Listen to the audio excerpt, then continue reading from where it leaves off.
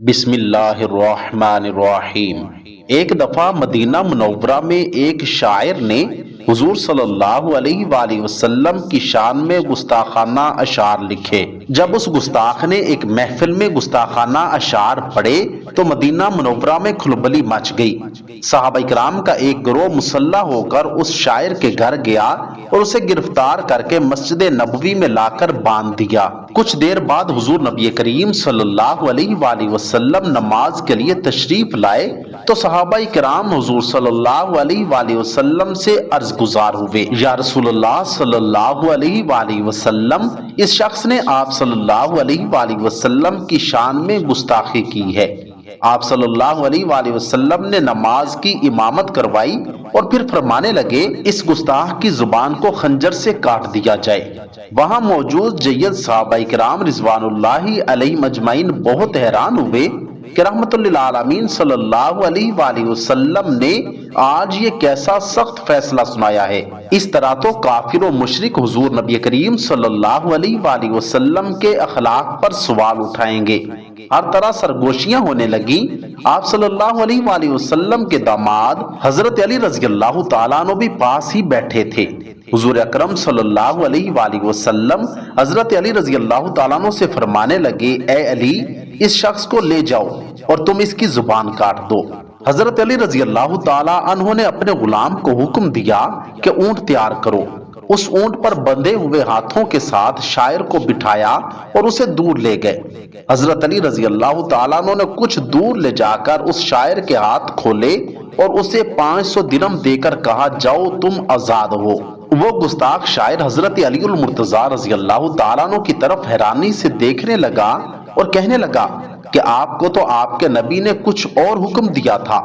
حضرت علی رضی اللہ تعالیٰ عنہ فرمانے لگے، مجھے خیر الانبیاء نے جو حکم دیا تھا میں عین اسی پر عمل کر رہا ہوں۔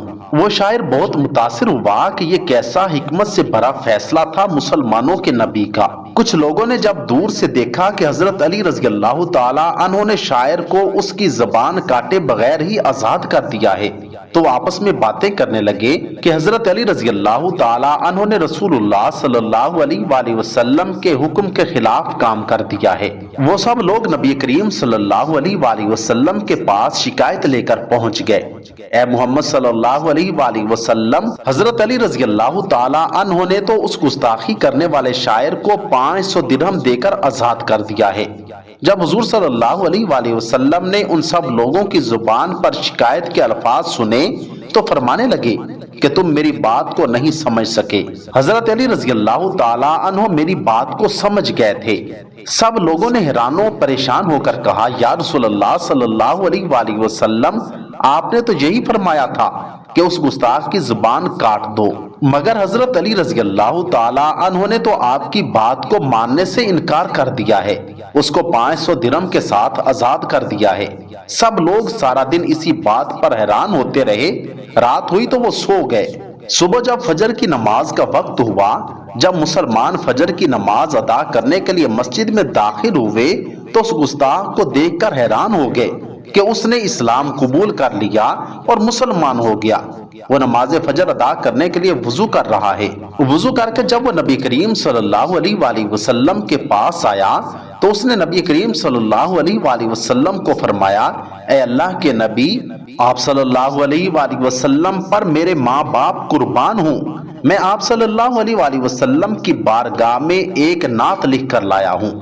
نبی رحمت صلی اللہ علیہ وآلہ وسلم نے فرمایا، اے مسلمانوں، میں نے کہا تھا کہ آپ سب میری بات کو سمجھ نہیں سکے، علی میری بات کو سمجھ گئے ہیں۔ حضرت علی رضی اللہ تعالیٰ عنہ نے اس گستاخ کی گستاخی والی زبان کو کاٹ کر رسول اکرم صلی اللہ علیہ وآلہ وسلم کی نعت پیش کرنے والی زبان میں بدل دیا تھا۔